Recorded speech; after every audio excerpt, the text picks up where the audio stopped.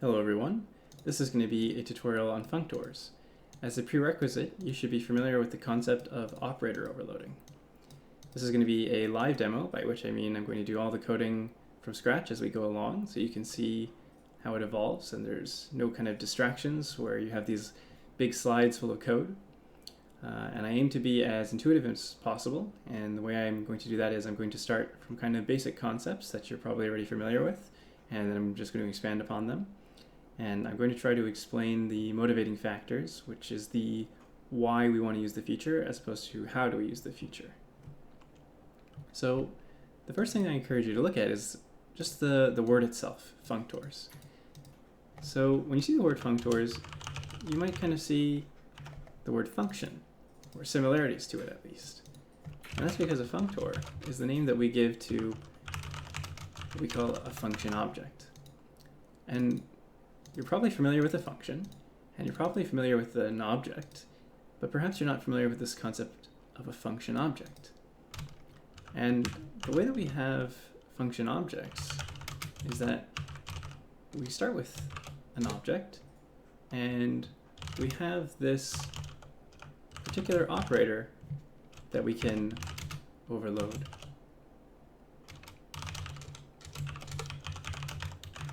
And this is called the function call operator. And you can kind of see that it's kind of reminds you of a function, right? So if we had, for example, some sort of foo, we wanted to use foo, well, we could use our object in a very similar way, right? So here, when we call foo, when you're calling a function, you always have this argument list with the parentheses. So in the same way, this function call operator has these parentheses. And this is the operator that's called when you try and use this function object like a function. So the question is then, why would I want this kind of a function object when I could just have a function? And there's kind of two interesting examples. So first, imagine we have just an add function, and it returns the sum of x and y. Well, I could also have an add functor, which does exactly the same.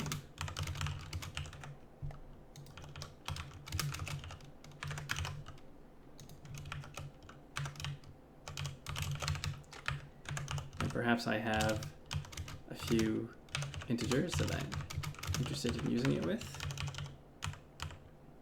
And perhaps I'm interested in adding some sort of fixed value to the two of them.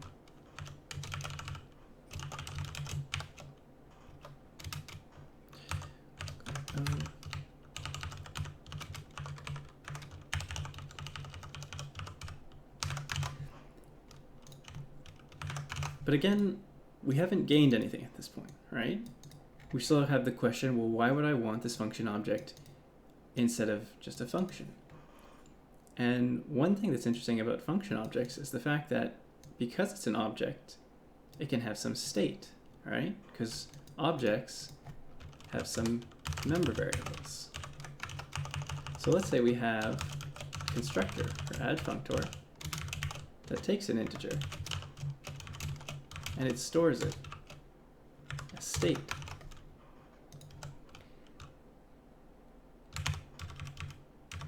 Then we can change this function. So it only takes one argument. And we can construct our object with some state.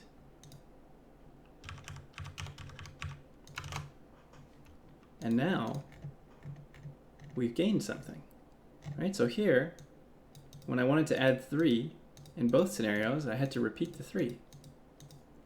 Whereas in this case, because I knew I was going to use it in exactly the same way several times, I can construct the object with a state. And this is a concept called a partially applied function. And in this case, it's not super interesting because I'm not saving too much. But imagine you had a far more complicated function.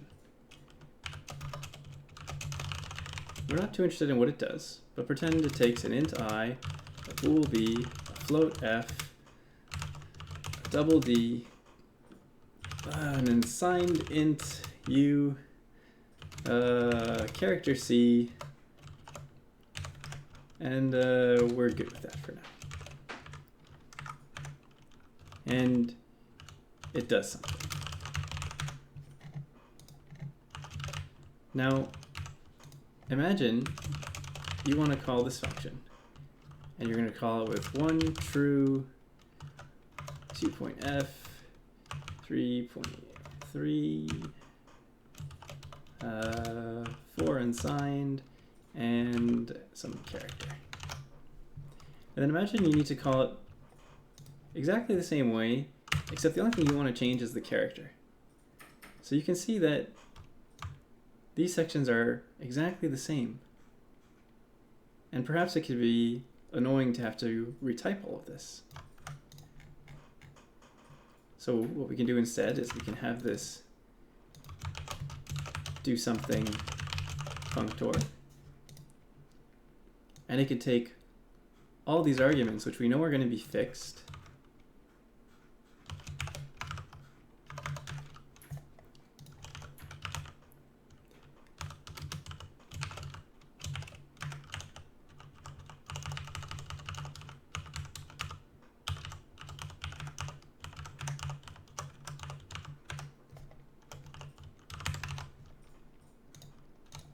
and we have bool b, float f, double d, assigned int u. This is an I. And the only thing we're interested in is this character, which changes. And it's just going to do something. So now we can have this do something functor. And we can partially apply this function, because we know that most of the arguments remain fixed. And then we can just call it with the part that needs to change.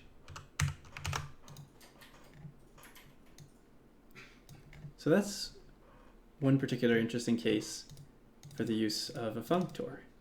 You can use a functor as a function with state. And the state can be interesting either if you want to keep track of something, right? You could have a functor that has a function call operator that's not const, right? It could modify something. It could perhaps have a count, or maybe it could still be const. You could have a mutable unsigned int, which is the count. And then every time you use this, you increment the count, right? So it could be a function with some sort of state. The other thing you could do is you can have this function object behave as a partially applied function. And you could, in fact, just call the other function that we had, this do something, and pass all your variables to it. You can use your state, right? So you can have the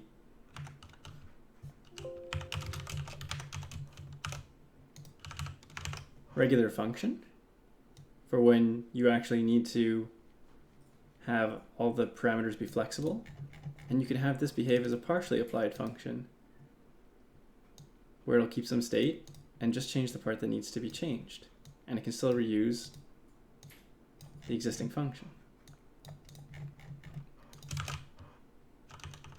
So let's look at the other case.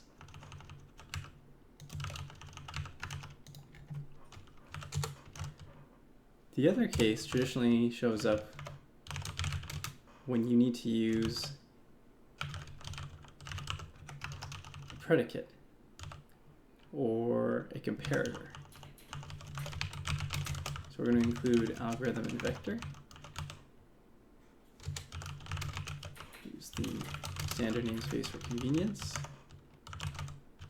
we're going to have a vector of, what shall we have? A vector of dogs.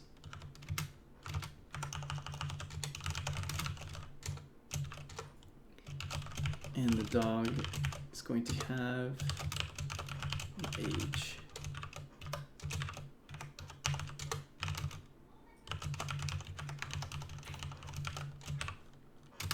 So we'll construct some dogs.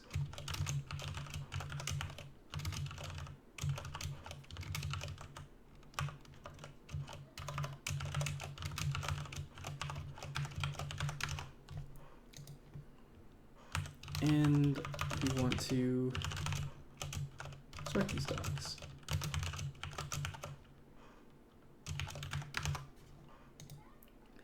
So when you try to run this, it's not going to work because we don't have any way to sort these dogs. So the first thing you can do is say, well, I'll have this less than operator that compares one dog to some other dog and sorts them based on their age. And when you run this, you can see that they're now sorted by age. But the question is, what if I'd like to sort them in a slightly different way? And so what if there was more than one variable that they had, and sometimes you want to sort using one and sometimes you want to sort using the other? Well, unfortunately, you can't just have a second less than operator because these two signatures are identical. So what you have to do is take advantage of the fact that sort allows you to provide a third argument, which is this sorting predicate. It's going to return true if one dog should come before another in the sorting. So the way that you provide that predicate is that you make a functor. So in this case, we're going to sort by weight. And this will take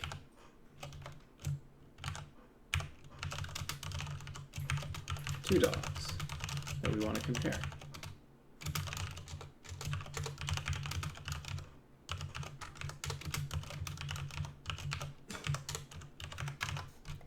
And we can overload the function call operator for it.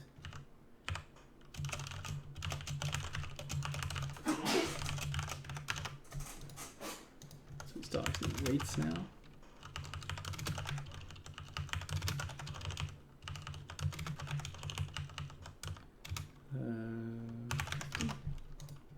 And I just want to emphasize here that these parentheses are for the object's constructor, not for the function call operator. And now if you run this, you can see that the dogs are sorted according to their weight. So that's kind of the second interesting use case for these functors. And if we take the example of a find,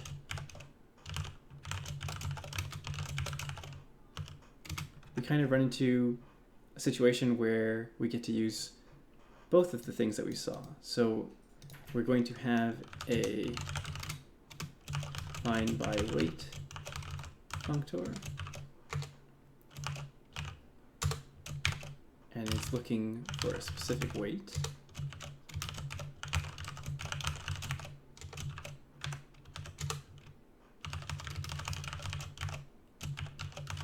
And given a dog, it'll return whether it matches that weight.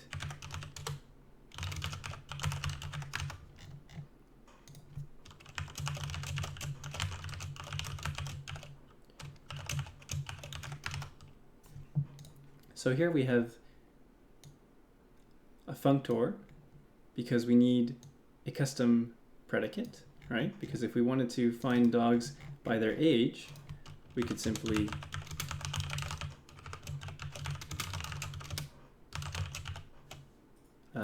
well, in fact, here it would be, if we're comparing a dog to an integer,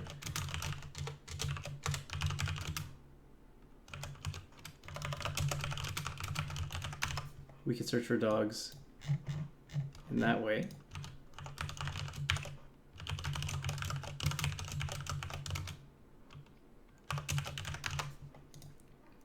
And this would be kind of the default way of searching for dogs, right? So we said by default, whenever we're trying to sort or search for dogs, we want to do it by age. But if we want to do it by weight, we need to make this custom predicate, which is a different way of comparing dogs. And if we want to find them by weight, we need this custom predicate that compares them according to weight.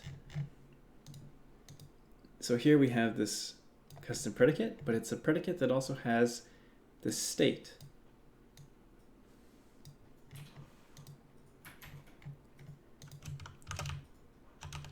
So there's one last interesting thing that you can do.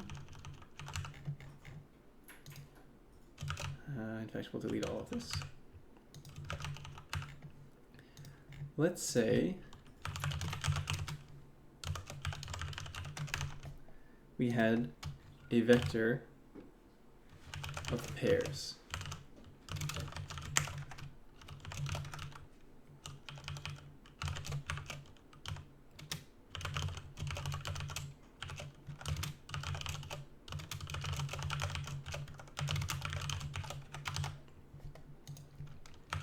So the problem with these pairs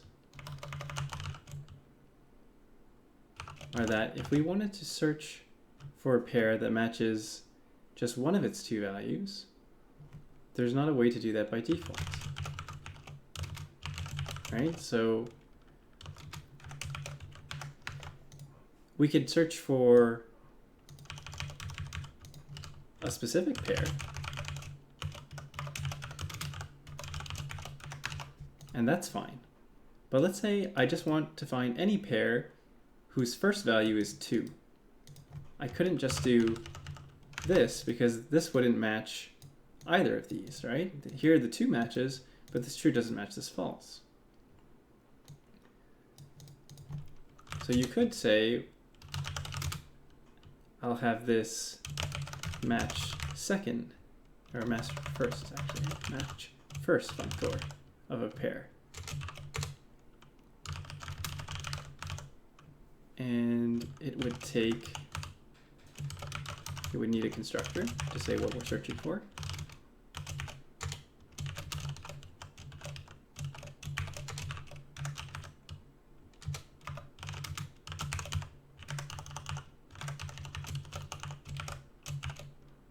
And it would need to take this pair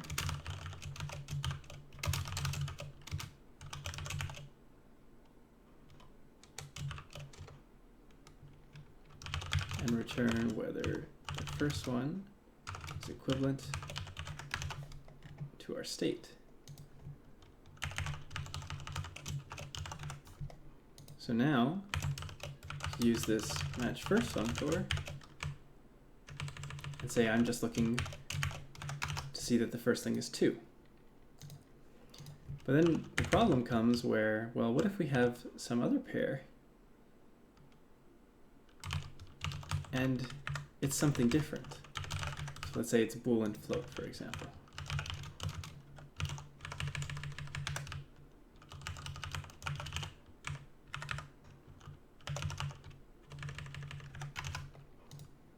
So first, let's just compile this to make sure it works.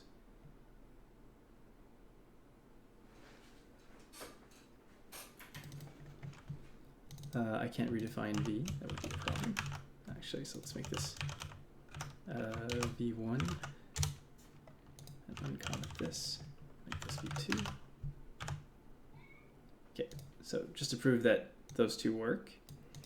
So the problem now is if we want to search inside v2 for something whose first value matches true,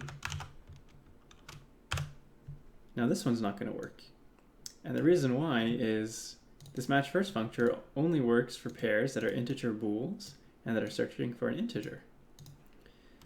So in the same way that you could have template functions, you can also have template functors. So here we can take any type, and we'll take this type to initialize our value.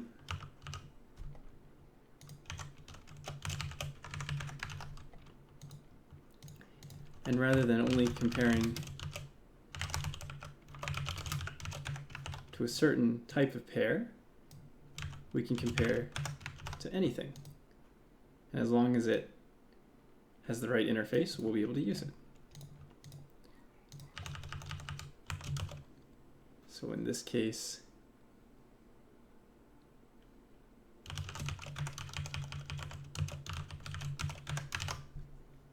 we can make them work in both cases.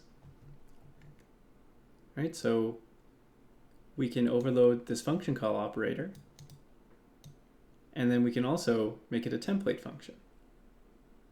So now I can take any type of value that behaves like a pair, and it can search for any type of value within that pair. And so long as they have this equals operator, equality operator defined, it'll work. And that'll about do it for now. Thanks for watching.